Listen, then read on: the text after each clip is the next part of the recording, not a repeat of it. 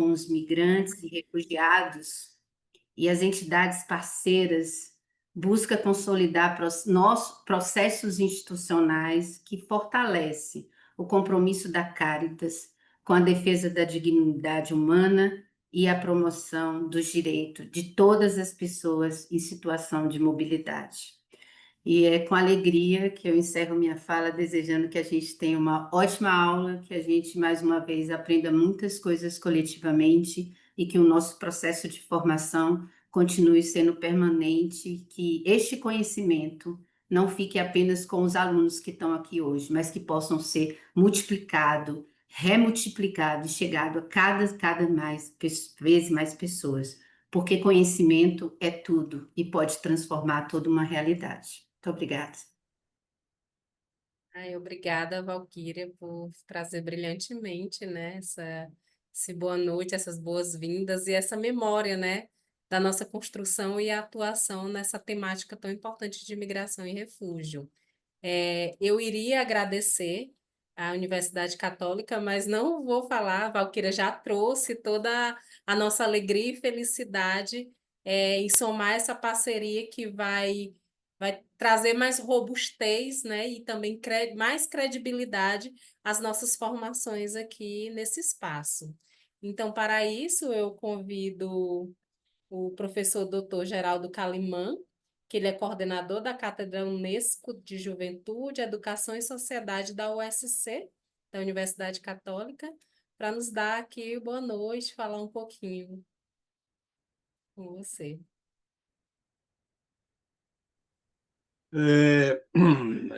Quero inicialmente, então, saudar a todos vocês, todas. Meu nome já apresentou, né? Geraldo Calimã. Eu sou um padre salesiano, sou um professor, 15 anos na Itália e já há 20 anos aqui na Universidade Católica de Brasília. E sempre trabalhei na área social, né? E sou especializado na área de educação social, pedagogia social. E saúdo Cristina, né? A Luciana, né? A Valquíria, que é encarregada da área, e também o Zé Ivaldo, que está lá na Espanha, não está acompanhando, que ele está dando aula no momento, né? Ele pediu para mim vir aqui. Eu sou coordenador dessa cátedra da Unesco, voltada para a juventude. No Brasil tem 30 cátedras da Unesco, então são centros de pesquisa nessa área. Então, para nós, como Universidade Católica de Brasília, né, como cátedra Unesco que eu represento, é muito importante a gente participar. E eu fico muito feliz porque a Caritas, gente, é um organismo da Igreja Católica muito importante, né? E a própria a própria Valquíria falou, né, que é um absurdo que nós estamos vivendo no momento. A gente fica muito preocupado com essa situação. Mas é claro, a preocupação de um lado, mas tem que trabalhar, né? Tem que fazer a nossa parte. Gente, o Brasil é um desses países que sofre um pouquinho, né, mas que recebe muita gente de fora. Espero que não seja como outros países, né, que não gostam de receber ninguém, de jeito nenhum. Os meus avós todos vieram também lá de fora e foram bem recebidos, né? E eu espero, então, que, né, enquanto Universidade Católica de Brasília, a gente tem uma vocação especial enquanto cátedra da Unesco de trabalhar nessa área social, né? Trabalhamos muito com pesquisas de juventude, né? E esperamos que seja realmente um momento, quer dizer, são cursos que possam trazer assim, uma atividade, uma reação muito boa para a sociedade brasileira, para reagir a essa situação do absurdo que vivemos. Não tenho muito mais do que isso, é só dar, assim, as boas-vindas, que já vocês estão na última aula, pelo jeito, né, mas boas-vindas com muita ação, muita atuação. Obrigado por nos convidar a participar. Cristina, né, Luciana, Valquíria, feliz por estar aqui. A gente que agradece. E aí eu convido, caso possam e queiram, a tanto Valquíria como o Geraldo, de ficar com a gente até o final do curso, né? Caso queiram e possam.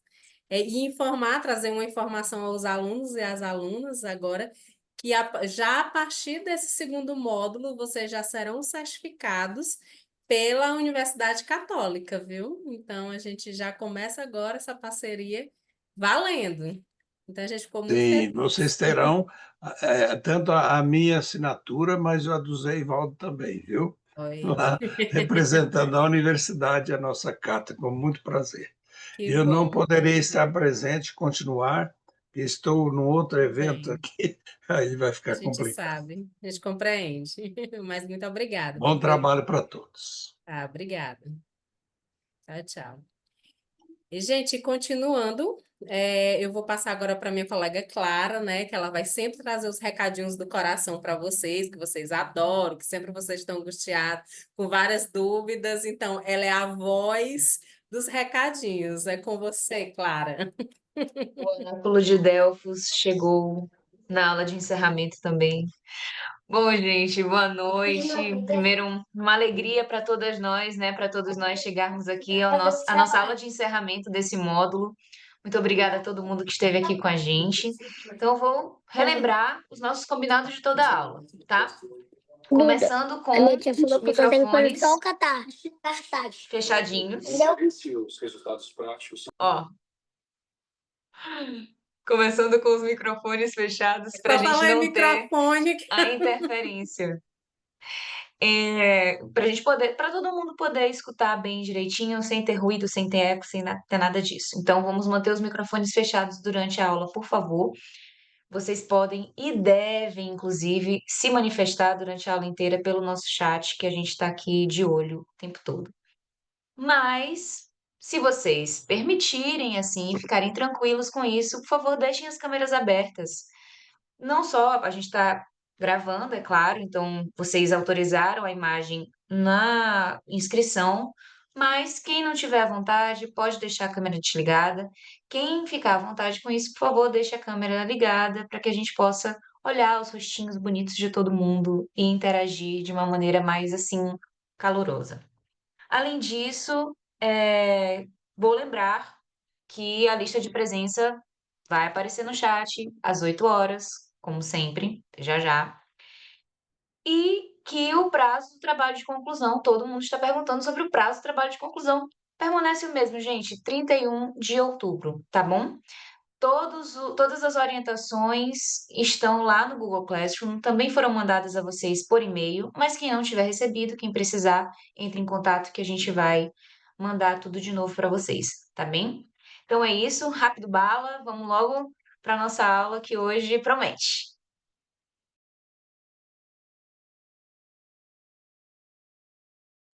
Luciana, liga o áudio, Não por te favor. ouço. Vixe, Pera, que a Maria. gente colocou você de castigo. Um minutinho, deixa eu. Então, deixa eu ver aqui. Cris, você consegue ajudar aqui? Também tá fechada? Também não tá conseguindo desmutar? Não, Conseguiu? não. Agora Uai, foi. mas você tá Luciana falando, também. Ah, Cristina, então como tá. você não consegue? Tiraram a Uai, gente do mas castigo, aparecia Cris. o aviso, eu tô no aviso. É. Pronto, eu só estava dizendo agora que eu vou passar para a nossa colega Cristina, que vai apresentar a nossa primeira ministrante. Muito bem, boa noite, gente. Todo mundo feliz, né? Estamos chegando aí na reta final desse módulo. Hoje, então, a gente esperou tanto por esse momento para conversar, conhecer a política, de imigração do Brasil, né? E a gente vai fechar esse módulo com chave de ouro, podendo conhecer, e conversar sobre a nova política, a política, né? Porque é a política. De Migração e Refúgio do Brasil. Eu queria dizer que também, junto com a Clarissa, eu vou apresentar agora, nós vamos também ter o Adriano, né? É, e depois a Luciana vai apresentá-lo, mas o Adriano vai poder dialogar aí também conosco sobre a política.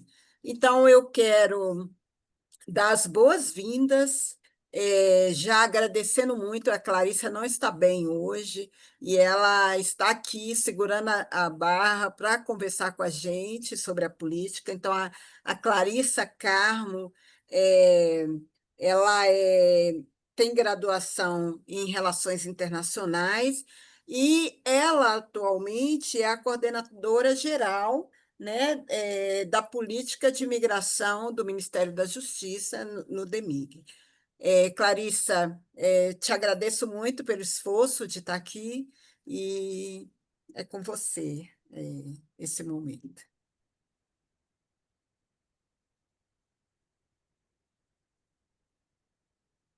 Tá fechado? Olha aí. Não? Diz Foi? quem é que Agora foi. tira aqui a... Boa noite, Ah, pessoal. Boa noite a todas as pessoas aqui presentes. Obrigada, Cristina, pela apresentação. Obrigada pelo convite. Parabéns pela iniciativa. Fico feliz de poder participar, ainda que seja da última aula desse ciclo. É, eu vou pedir permissão para compartilhar a minha apresentação. Vou tentar aqui, só um momentinho.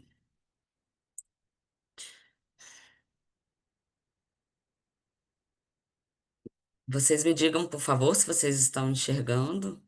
Tá começando. Tá, então tá bom.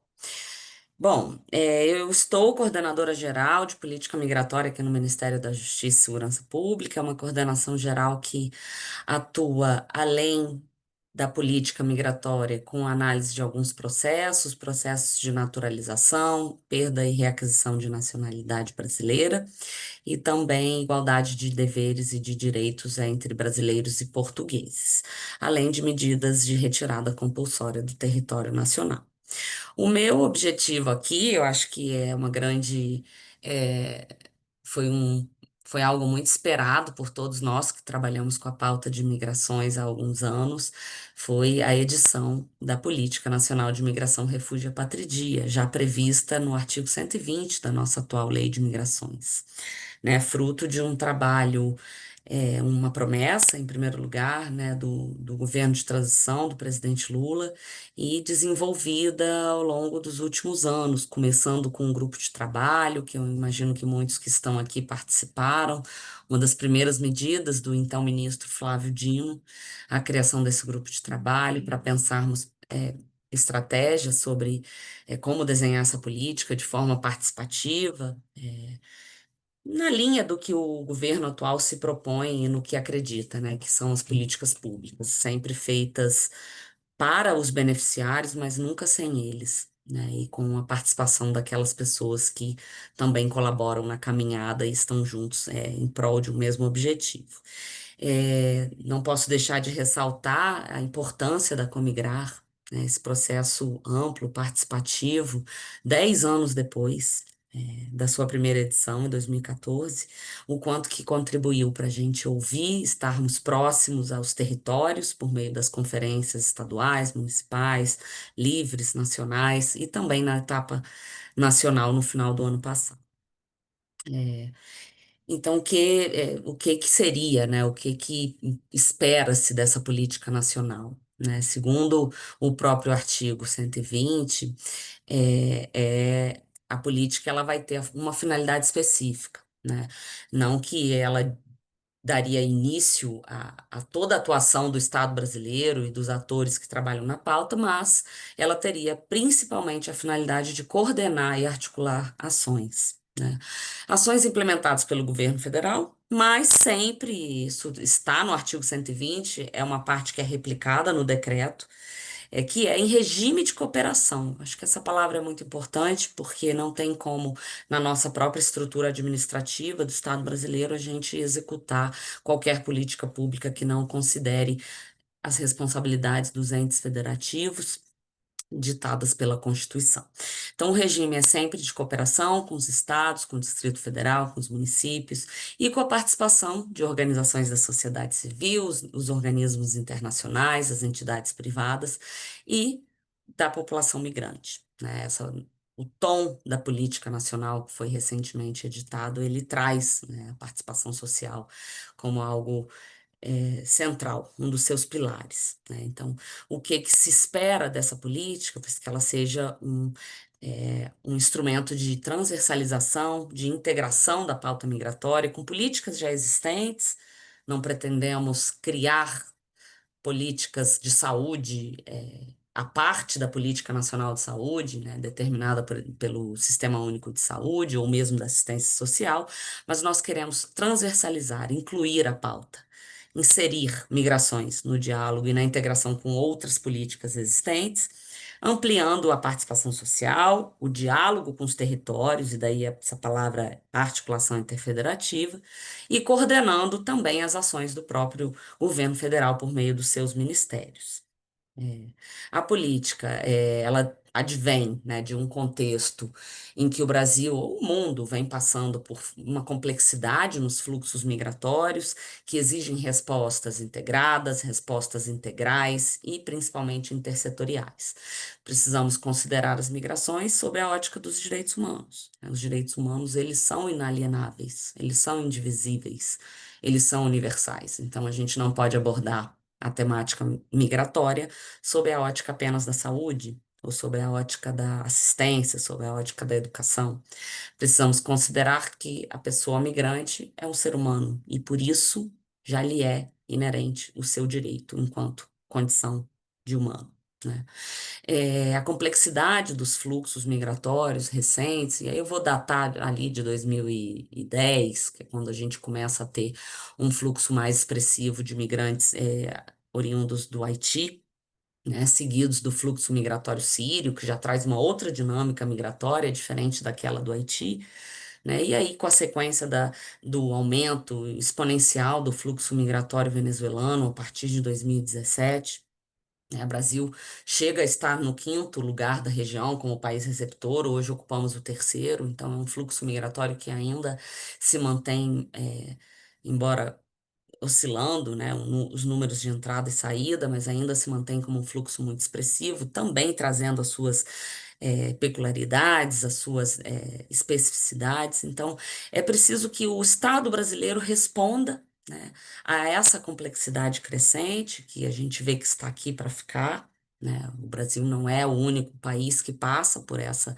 experiência. O Brasil per se, já é um país que produz fluxos migratórios, né? Então, há muitos brasileiros fora do Brasil, né, demandando também dos estados e comunidades receptoras uma organização, né, territorial, político e administrativo para que essas pessoas possam ser acolhidas, né, e refazerem as suas histórias e as suas vidas. O Brasil também se insere nesse fenômeno que ele apenas modifica, né? Ele não tem nenhuma tendência a cessar, né? Então, a gente precisa abordar as migrações sobre as dimensões jurídicas, né? Então, precisamos entender de quem é a competência em determinada matéria, em determinada prestação de serviço, né? A gente precisa entender a dimensão política, então há uma diversidade de atores, né, envolvidos na formulação, na execução.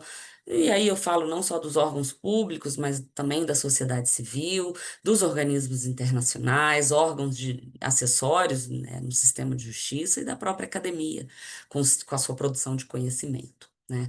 Temos que abordar também de uma lógica, uma ótica social, né? Então, quais são esses desafios de inclusão, de proteção que esse variado público, né, ele demanda?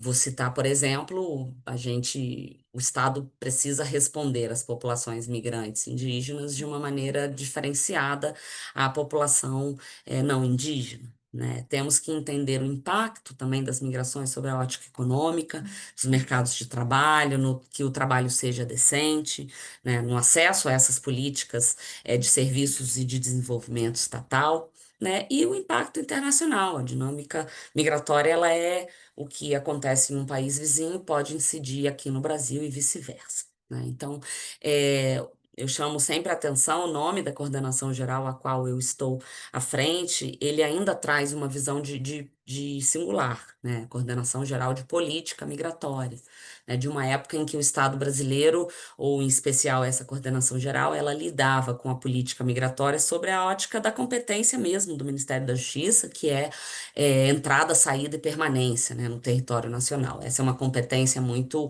core, né, muito inata ao Ministério da Justiça, que é a regulamentação das autorizações de residência, da coordenação do Comitê Nacional para os Refugiados, entre outros, né? Então, quando a gente vê essa complexidade das migrações acontecerem, a gente vê a necessidade de falarmos de políticas migratórias, né? Então, essa é a ampliação com a qual essa gestão está comprometida, pluralizar, se é que essa palavra existe, né, o tema, trazendo, como eu falei anteriormente, a pauta para as suas diversas camadas e complexidades, né? Então, a gente já tem um histórico de um normativo migratório muito vanguardista, muito reconhecido internacionalmente pela seu viés garantidor, né, dos direitos humanos e como um olhar sobre as migrações do ponto de vista muito positivo, como propulsora do desenvolvimento nacional. Né, vem de uma lógica de ruptura com aquele anterior Estatuto do Estrangeiro, que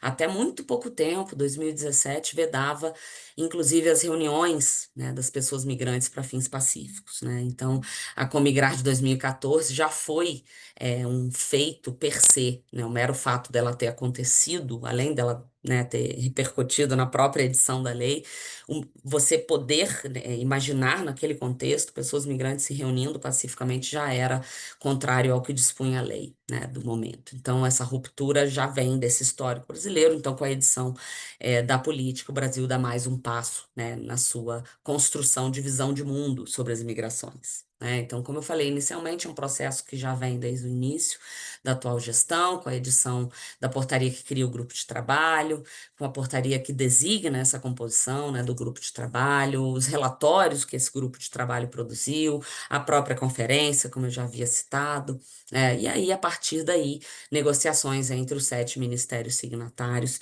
para a elaboração do texto e posterior validação pela Presidência da República, uma vez que ela veio à política por meio plasmada em um decreto presidencial, que é este que eu coloco aqui para vocês, o decreto número 12.657, de 7 de outubro de 2025. O tão esperado decreto que institui a nossa PNMRA, como nós chamamos por aqui, né? Então, ela replica como finalidade o que está disposto no caput do 120 da lei, que é a finalidade de coordenar e articular. Isso foi muito sentido nos últimos anos, né? Essa necessidade de coordenar, de articular, não só com os territórios, mas entre os próprios ministérios e com a participação, né? Então, já traz na própria finalidade esses termos: coordenação, cooperação, participação, né? E traz os atores, né? Além do Poder Executivo Federal, todos aqueles atores muito relevantes e determinantes para a pauta migratória e para a promoção de direitos das pessoas. A estrutura do texto, ela vem como a grande maioria da estrutura, né, de um texto de uma política nacional. Ela traz os princípios seguidos de objetivos, de estratégias para a implementação desses princípios, a forma como o governo federal se compromete com aquele diploma normativo e a sua governança, ou seja, como que essa política vai ser acompanhada, como que ela vai ser monitorada, como que ela vai, de fato, ser executada.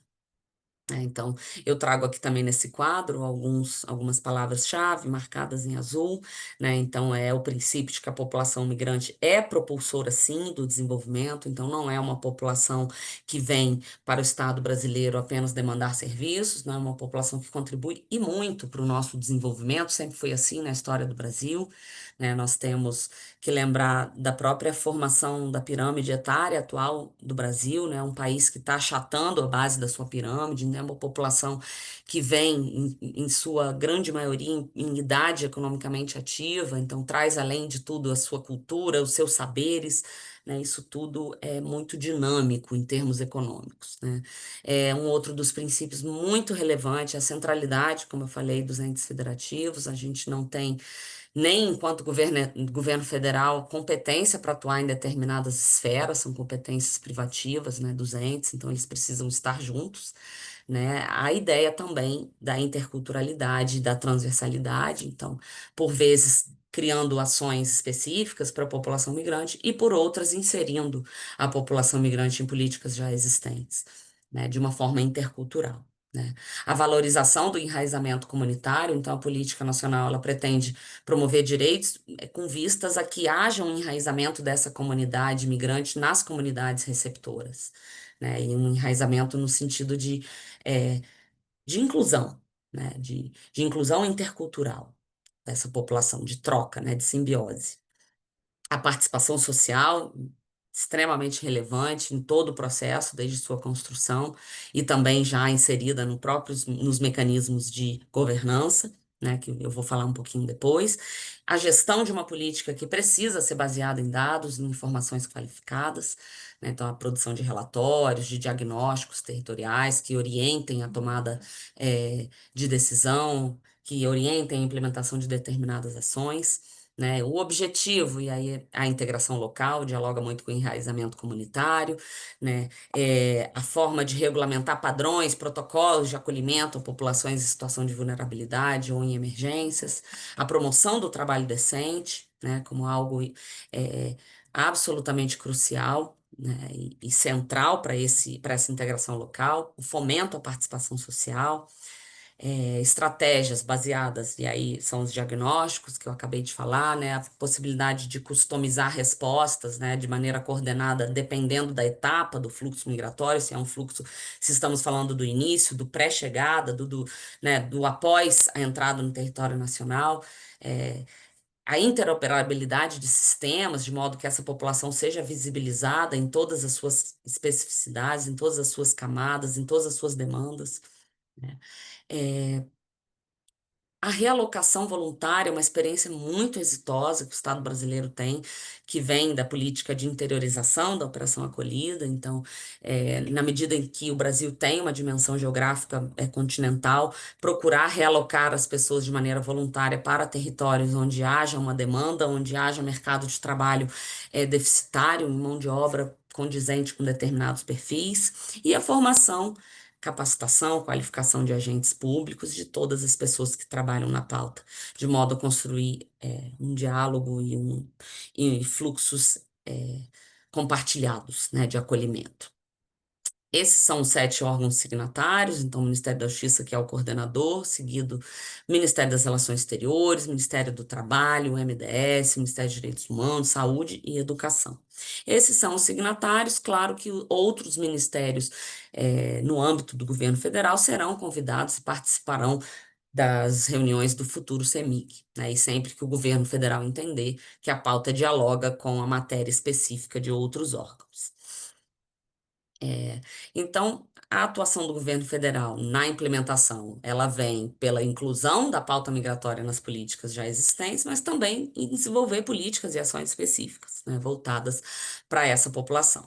Por exemplo, né, citando a saúde novamente, isso pode envolver a ampliação do acesso ao SUS com atendimento bilíngue, por exemplo, né, a produção de materiais em diferentes idiomas, capacitação intercultural de servidores, né. Na área de trabalho e emprego, a gente pode pensar em ações específicas junto ao Cine, programas de qualificação profissional, incentivo à revalidação de diplomas pelas universidades, entre outras.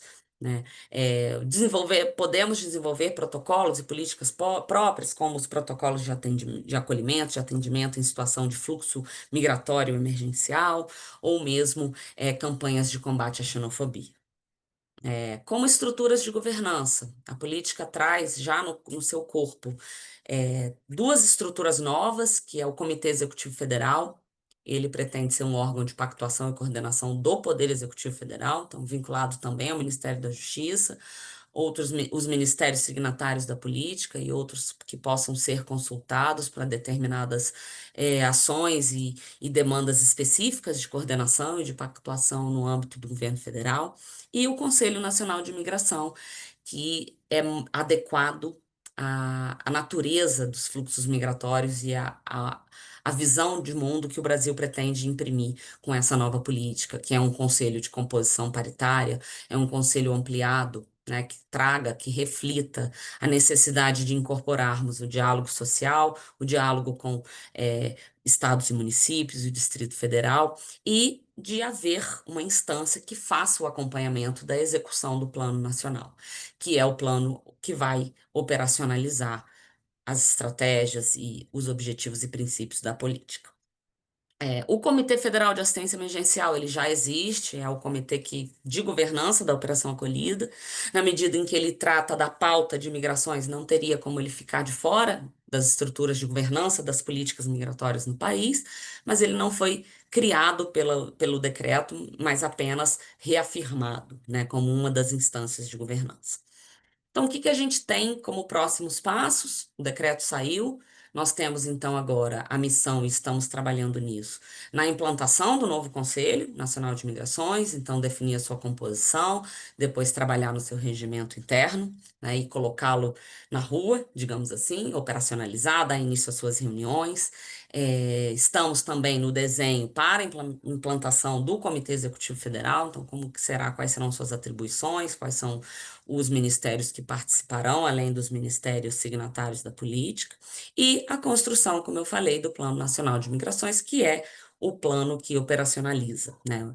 Via de regra, as políticas públicas federais no Brasil, elas são construídas dessa maneira, são editadas enquanto política e acompanhadas, né, de um plano, geralmente com data, né, com uma previsibilidade de periodicidade, para que o plano também possa se adaptar daqui a um tempo à realidade do momento. Então, a política é algo perene, o plano é algo que vai mudando, né, conforme o contexto. Então, vamos trabalhar também na construção do Plano Nacional. E com isso eu deixo aqui meu muito obrigada. Eu fico novamente muito agradecida desse convite, de ter a oportunidade de falar dessa política que para nós foi tão desejada e demandou muito dos nossos esforços aqui enquanto coordenação geral, os outros ministérios signatários igualmente, e todos aqueles que participaram conosco desse processo, seja no grupo de trabalho, na Comigras de 2014, na Comigras de 2024. Então, muito obrigada e eu estou à disposição.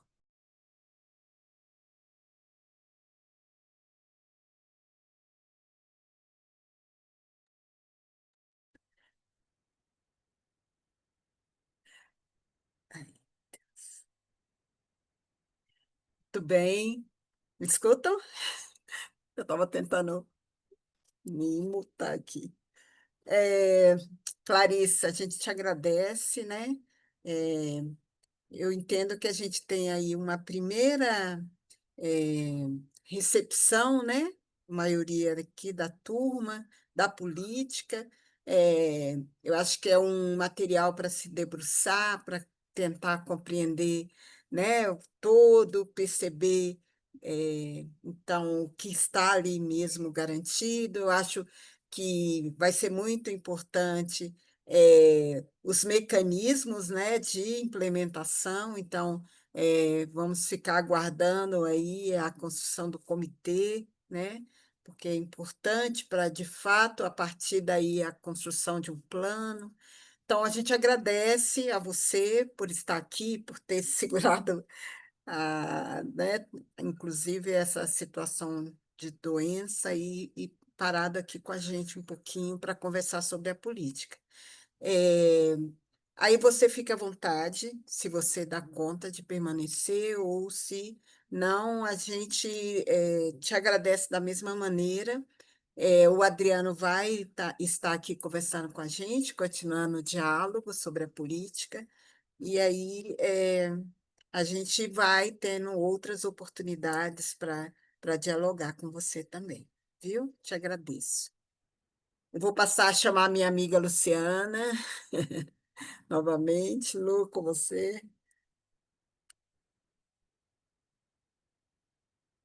A coitada tá muda. Menina, essa história de botar a gente de castigo tá danado. Mas vamos lá, né?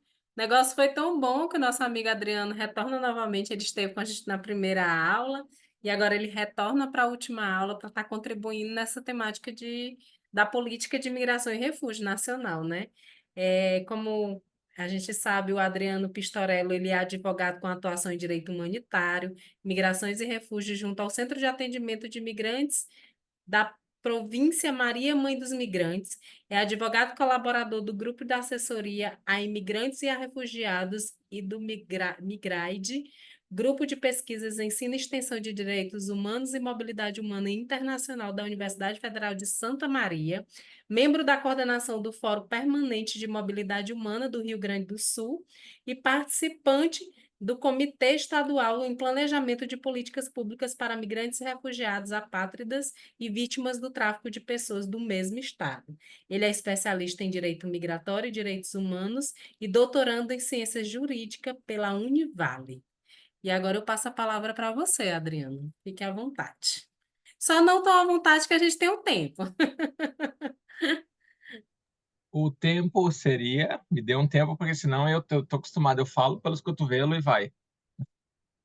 Sim, 10 minutinhos? 20 Tá, pode. minutinhos, 20 no máximo. minutinhos. Oi, ganhou. 20 No minutinhos não é máximo. muito. Eu vou tentar ser muito conciso. Tá Então, bom. agradeço imensamente Aí nossa o amiga Clara convite. foi mais justa com você. Eu ia lhe dar 10. A Clara tem um coração menos peludo, pode-se dizer, né? Mas obrigado, Luciana, pela acolhida. Obrigado, Não, Caritas, por esse convite. a gente que E na agradece a sua pessoa. disponibilidade. E fico feliz por ter voltado aqui a convite pela primeira aula ter sido tão impactante e é um desafio. Primeira aula é a primeira aula, né? Então a gente vai sempre trazer aquele balizador do curso. Antes de tudo, eu acho que é uma coisa muito, muito, muito legal estar aqui representando, na minha pessoa, representando muitas instituições.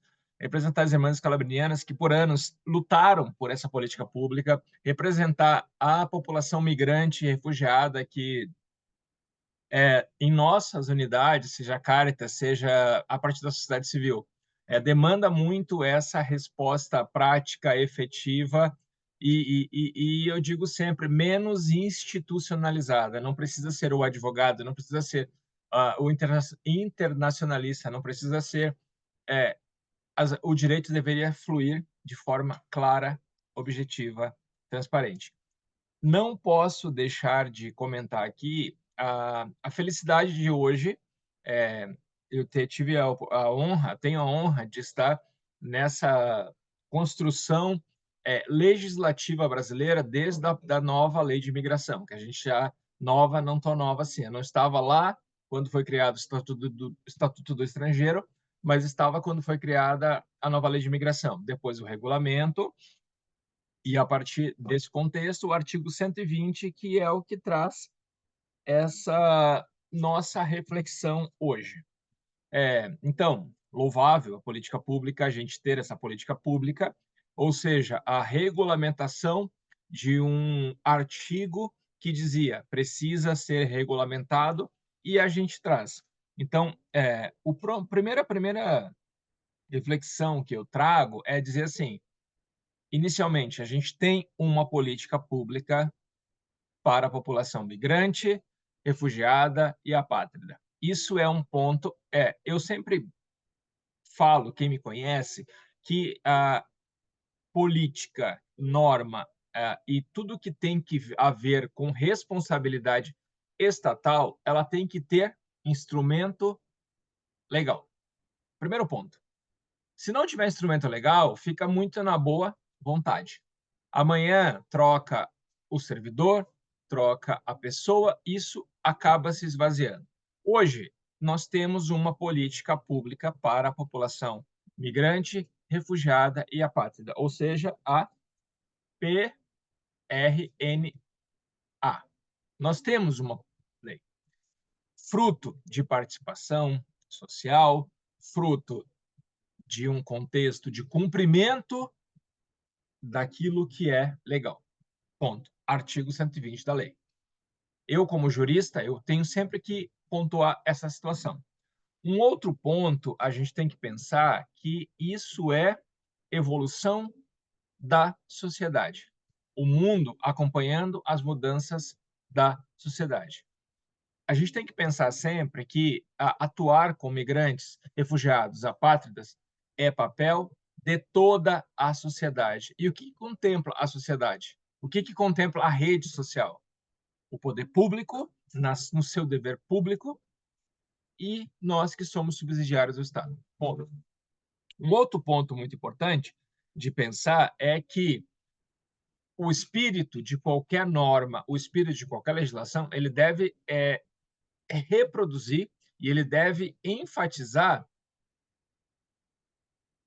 aquilo ou aquilos, não existe essa palavra, mas assim, inventando com parênteses ou com aspas, aquilo que é da base, aquilo que é atender a pessoa migrante, refugiada, a pessoa apátrida, olhando no olho da pessoa, olhando naquele momento que a pessoa simplesmente não consegue efetivar, mesmo tendo Estatuto de Igualdade Racial, Étnico-Racial, Violência contra a Mulher, Lei de Imigração, Estatuto dos Refugiados e Pacto Global para a Migração Ordenada e Regular, Pacto para Refugiados. A gente tem que fazer que as instituições atuem e efetivem, a partir de instrumentos, aquilo que é normativo, ou melhor, numa palavra legal.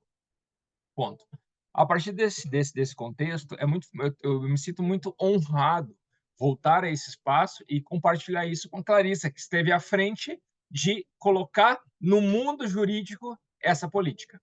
É um grande desafio, eu concordo. É um grande desafio compactuar aquilo que é normativo, aquilo que é legislativo, aquilo que é legal, aquilo que é sociedade. Temos, sim, aí a Política Nacional para a População Migrante. Então, eu queria trazer aqui algumas reflexões em relação a isso. Primeiro ponto, nós, a partir daqui, não governo, então, pensando sempre, a gente tem sempre que refletir que nós, sociedade civil, escalabrinianas e qualquer outra instituição que trabalhe com migração, nós não somos governo. Mas a gente vai ter, do outro lado, o servidor público que trabalha a partir de uma normativa. Está normalizado ou não normatizado? Está normatizado? Não está normatizado? Não está normatizado. Eu não vou fazer. E isso depois o pessoal, posso deixar um tempinho para o pessoal abrir, isso é realidade de norte a sul do Brasil, de leste a oeste. Outra questão. Nesse contexto, eu penso sempre que, como a política pública, eu louvo de ela estar reproduzida no mundo jurídico. Para mim, é um ponto de sociedade civil que a gente tem uma normativa, é uma norma. Agora, eu penso sempre que a gente tem em todas as esferas de decisão e uma falta que eu vejo muito clara, e aí agora colocando o meu ponto de vista analítico, jamais crítico, mas analítico. A sociedade civil, ela integra esse pacto interfederativo no artigo 2º apenas. Meu ponto de vista, tá? Ela precisaria estar, assim como, por exemplo, no Estatuto dos Refugiados, Lei 9474 de 97, ela tem lá determinando que a sociedade civil ela é parte integrante do comitê que vai avaliar quem é ou não refugiado. Nessa política, diz que a participação ela vai ser interfederativa, entre órgãos do governo e com participação da sociedade civil. Mas eu acredito que depois disso ela só surge quando a sociedade civil for contratualizada com o governo. Ela está ausente nas tomadas de decisão. É o primeiro ponto que eu gostaria de enfatizar. Um outro ponto, mas principalmente essa ausência, eu vejo em relação à governança. Na governança, a gente tem lá o Comitê Executivo Federal, sim, pode vir e pode ser inserido entes ou a sociedade civil, com uma cadeira, 2, 3, 4, mas isso deveria ser parte da política pública, prevendo essa possibilidade para que a sociedade civil não fosse deixada de lado. O próprio plano de execução, eu penso, na minha visão, ele deveria ser mais transparente, porque diz que o plano da política pública vai ser executado em 90 dias pelo ministro da Justiça. Não importa quem é o ministro, não estou falando que é o ministro A, o ministro B ou o ministro C, mas que deveria conter uma participação mais atual da sociedade civil, das pessoas que lidam com a migração, na sua maioria, diariamente, olho no olho e conhecendo e sabendo as dificuldades.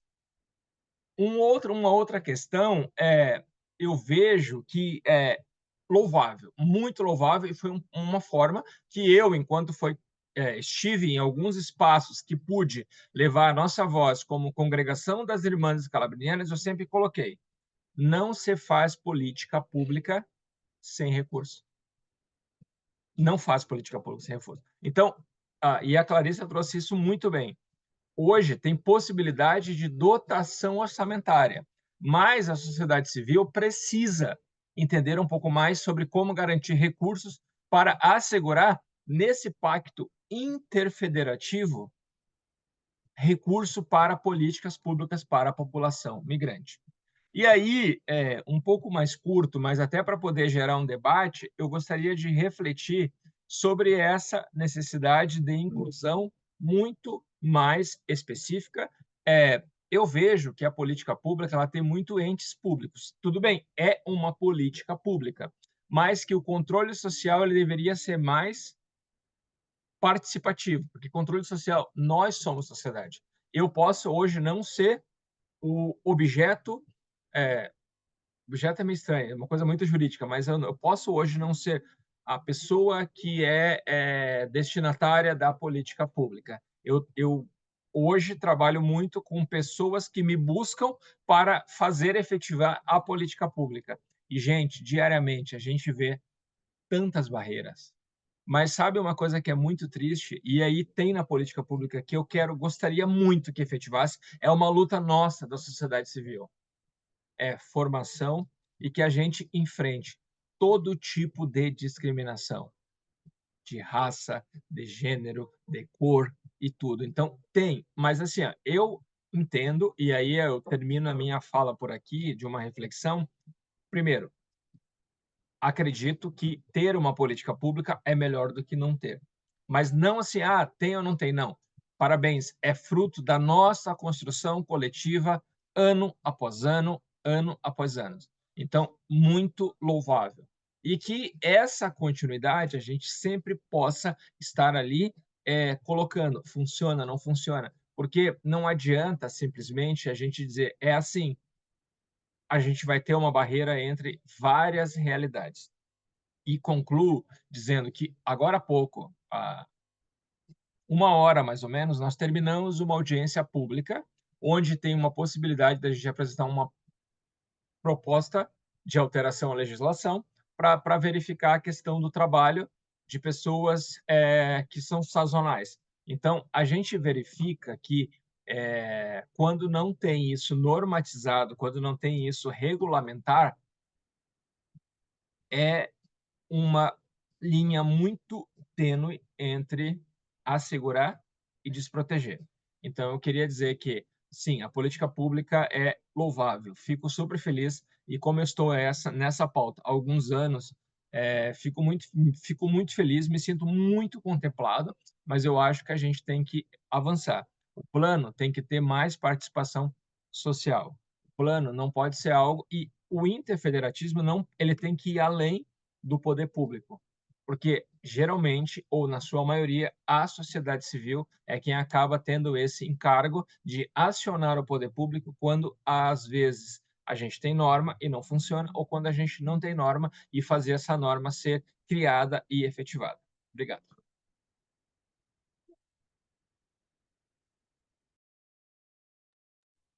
Muito obrigada. Mas olha, o homem É. prometeu ser rápido e ele cumpriu suas promessas.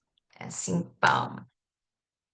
Queria aqui agradecer mais uma vez, Adriano, Clarissa, pela presença, pelas falas importantíssimas para a gente ter essa. A gente já tinha o decreto, né? Eles já tinham recebido, já tinham acesso, mas como é bom a gente poder escutar tanto a apresentação do decreto, a apresentação da política, quanto um comentário sobre essa política de quem está atuando diretamente com essa temática. Então, eu quero agradecer demais. A gente chegou aqui, a gente ia abrir para perguntas e respostas, mas eu acho que a gente acabou chegando muito no finalzinho da nossa aula, né? Não sei se a gente ainda vai conseguir colocar perguntas e respostas aqui. Veja aí, Cristina, Luciana, a gente vai ter tempo para fazer rapidinho ou a gente deixa para uma próxima oportunidade? Acho que também Acho que a não se gente esgota, né? Muito pode, obrigada, Clarissa. acho que a gente pode rapidamente, se tiver alguma questão, o pessoal pôr no chat e a gente tentar ali ainda deixar né, ali uns 10 minutinhos para uma conversa aí, de um Ótimo. bate-volta com a Com o Adriano, que a Clarissa precisou Adriano, que sair. a Clarissa saiu, né? Vamos Ela ver se saiu, mas tem, ela se saiu alguém quer já comentar. respondendo uma pergunta. Ana Mesa É, respondeu aqui no chat uma das perguntas que apareceram. Já foi né? aqui. É. Muito bem. Alguém quer fazer alguma pergunta? Rápido, rapidão, gente.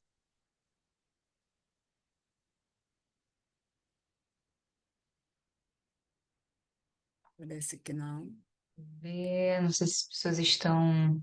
Talvez, eu acho que assim, afirmar, então, aí a importância dessa leitura que faz o Adriano, eu acho que para nós é muito importante a gente conseguir olhar esses elementos, né? E sim, e eu acho que com certeza são elementos fundamentais nessa perspectiva da contribuição de todas as pessoas, todos os entes aí que estão no cotidiano dessa temática, né? E acredito, né, como sociedade civil, é, existe uma enorme contribuição na caminhada e nas lutas no país. Eu acho que a gente precisava, de fato, garantir esse espaço não concedido, mas enquanto também direito de estar presente nas discussões e formulações, né? Eu acho que você traz um elemento importante para a gente debater aí. É, eu não sei o que vai ser possível avançar, e talvez você possa comentar um pouco isso, Adriano. A gente, pela fala da Clarissa, tem aí, né, a constituição do comitê, tem o plano, eu não sei até o quanto que nós vamos poder influenciar nessa construção do plano.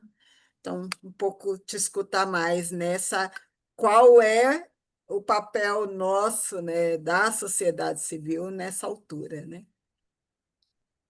Eu Eu acho que do acho chat que aqui tem duas questãozinhas também. Não sei se o Adriano Então fala junta aí. primeiro. Tem uma que pergunta aqui, Adriano, gostaria de saber mais sobre o processo prima facie para as pessoas LGBT, como funciona e se está alinhado a outras instituições que atuam na área de receber e orientar essa população que muitas vezes não sabe dessa possibilidade. E a Regiane Costa de Guarulhos diz que sentiu falta da implantação de um sistema nos moldes do SUAS e SINAPI para disponibilização orçamentária na garantia da política pública especializada. Aí tem a Aya aqui que perguntou, com o aumento da onda anti-imigração no mundo, como podemos assegurar que isso não afete os migrantes refugiados no Brasil? Porque se as políticas públicas ficam muito vinculadas aos entes federativos, pode ser que numa mudança de governo que seja aliada a essa visão anti-migração, a situação dos migrantes e refugiados fica muito vulnerável e, ao mesmo tempo, caso esse movimento se intensifique no Brasil dentro da sociedade, também não colocaria em risco esse público? Então, esses são os 3 questionamentos que foram colocados ultimamente aqui no chat. Eu acho que são perguntas muito direcionadas, eu falei de forma muito genérica, mas eu me sinto muito contemplado na minha fala inicial sobre tudo isso. Eu acho que o papel da sociedade civil, quando ela é ativa em conselho, comitê, o controle social ele não deveria ser centralizado num órgão de governo. O controle social é controle social. E a própria governança, ela cria o comitê, mas ela não diz quem são os entes desse comitê. Ela não fala quem são. E, em Pois é. momento algum, ela chamou a sociedade civil para compor esse comitê. Vai dizer ali que esse comitê ele vai ser criado a partir do Ministério da Justiça. Hoje, na figura, eu quero sempre pensar que a minha análise ela não é relativa a uma pessoa. Pode ser eu, pode ser a Cristina, pode ser a Luciana, pode ser a Clara, pode ser qualquer pessoa. A gente vai estar à frente de um cargo, mas esse cargo ele tem que ser normatizado. Então, primeiro, quando eu digo que a política pública é uma política pública que está no mundo jurídico, é uma norma que a gente pode influenciar. Ela foi criada com a ausência completa da sociedade civil. E eu disse, leiam o decreto 12, deixa eu só pegar aqui, 12.657. Ele fala na sociedade civil em 2 oportunidades. No artigo 2º, que vai ter cooperação da sociedade civil, aleatório. Mas ele não cria, como é que eu vou dizer, vínculos, ele não vincula, ele não traz a questão de dizer assim, vamos chamar entidades da sociedade civil que se credenciem para participar dessa construção. Não traz. E aí, falando, e isso é muito importante, porque essa política ela é uma política intersetorial e universalizada. Ela vai falar respondendo a pergunta da Rejane, com a saúde, com a educação, com a Secretaria LGBTQIA+P, ela vai falar sobre a questão de racialidade, ela vai falar sobre segurança pública, ela vai falar sobre tudo. Mas a sociedade civil precisa estar ali. Então, quando a sociedade civil não indica que deveria haver A, B, C ou D, isso fica muito dentro de um controle governamental. Sim, há uma centralização muito forte. E pena que a Clarissa saiu, hoje ela está à frente de uma pasta, ela está à frente de uma diretoria que coordena a política, que gera as portarias de regularização migratória.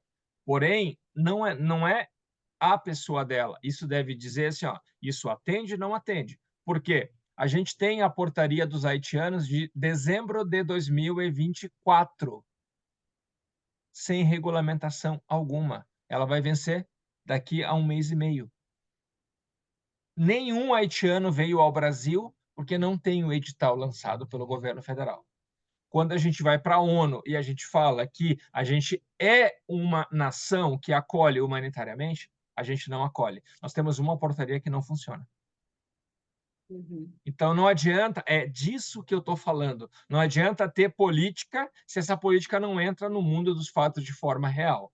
E sem a sociedade civil estando ali, um outro ponto, e aí, na pergunta da Rejane, ela tem uma transversalidade. Quando a gente fala de pacto interfederativo, em momento algum na política tem um interfederalismo entre poderes públicos. E o que é federal? Municipal, estadual e a União. E a sociedade civil não tem poder de analisar e julgar isso.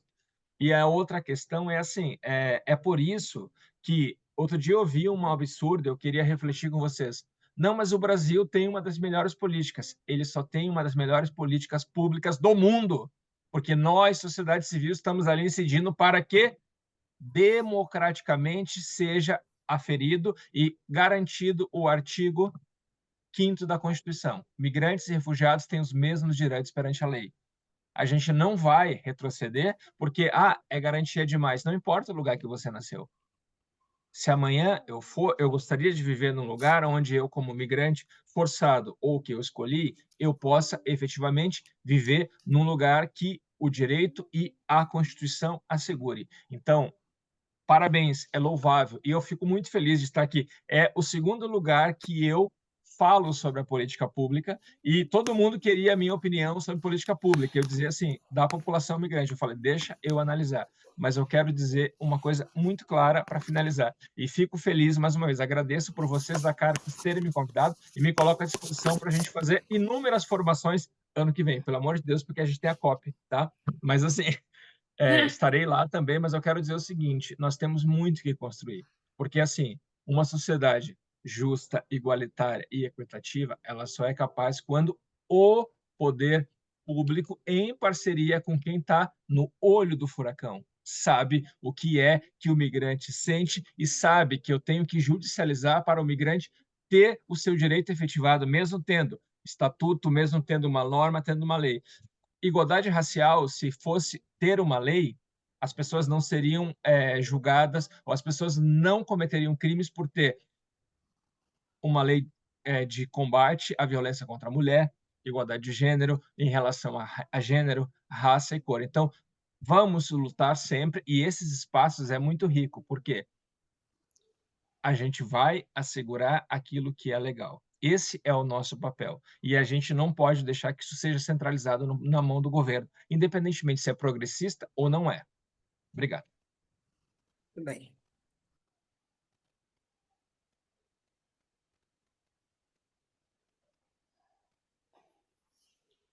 Muito bem, Adriano. Eu acho que a gente é uma pena que a gente essa noite teve pouco tempo, né? Na primeira noite a gente teve um tempo maior para conversar com calma, ver todas as questões, perguntas aí com o pessoal. Mas a gente agradece muito, né? Essa primeira conversa é uma primeira conversa. A gente vai ter outras no próximo módulo do curso. Dizer a todos e todas aqui, né, que a gente segue com o curso nacional de formação em migração e refúgio no próximo ano, tendo os 2 módulos no primeiro semestre e no segundo. Vamos com esta novidade de um certificado conjunto, Caritas e Universidade Católica, e a gente espera encontrar vocês por aqui novamente, continuar esse processo formativo, né? Que eu entendo que ele é rico na medida em que a gente vai também, a partir das vivências, fazendo essa troca, essa construção coletiva, abrindo e trazendo pessoas que têm um acúmulo, que podem contribuir conosco no processo de compreensão, de aprofundamento dessa realidade migratória. Então, a gente agradece aqui o Adriano por essa noite, por fechar esse bloco conosco desse módulo, e agradece a cada um e cada uma, né, que esteve conosco. É muito bacana a gente fazer um módulo inteiro com um grupo participando permanentemente. A gente tem tido isso, né?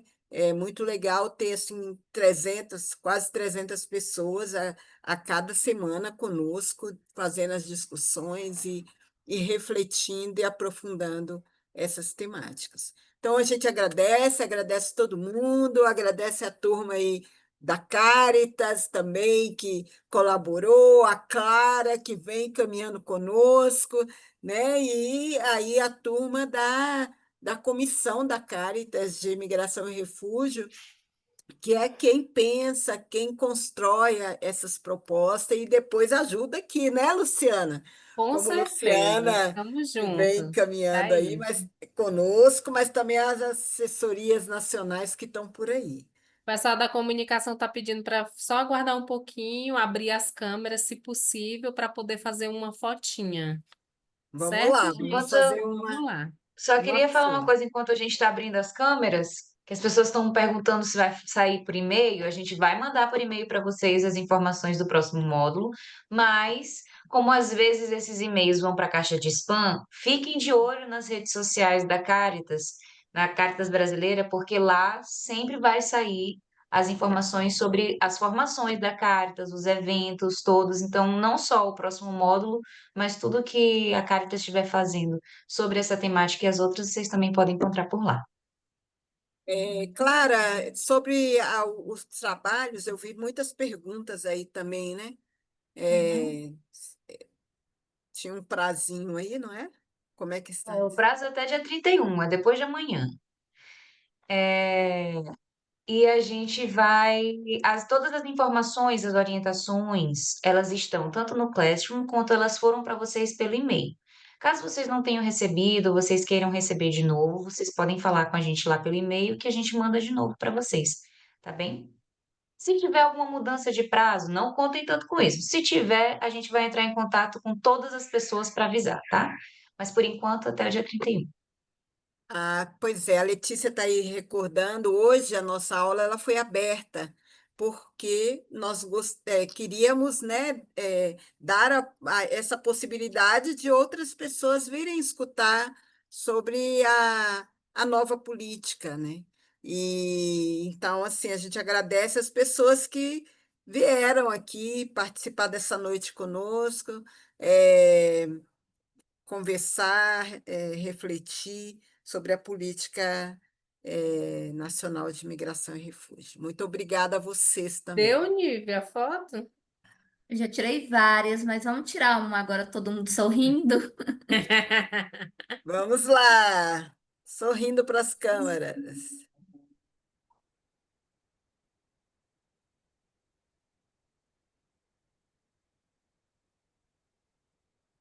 Um momentinho, porque somos muitos, então temos várias telas.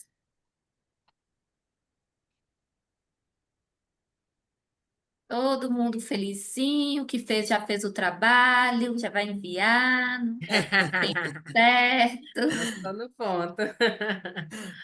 Prontinho, gente. Muito Então, gente, bem, então. obrigada, boa Muito noite. Parabéns a Tchau, bom todos, Tchau, descanso. gente. Boa Até a todas. noite. próxima. Tchau. Obrigada, Tchau, boa tchau. noite e até o próximo módulo. Obrigada, Tchau, boa Valquíria. noite. Obrigada, boa noite. Até a próxima. Boa noite. Boa noite. Boa noite.